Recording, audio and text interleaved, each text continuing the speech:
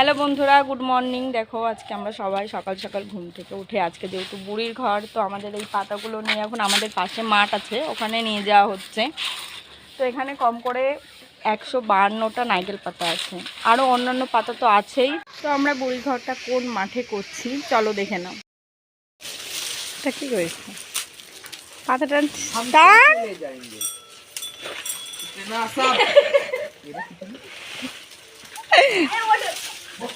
আমি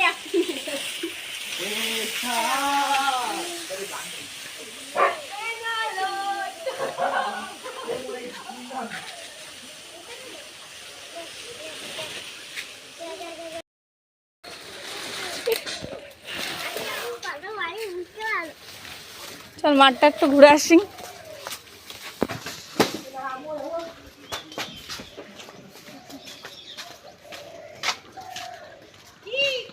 হ্যাঁ দেখাবো।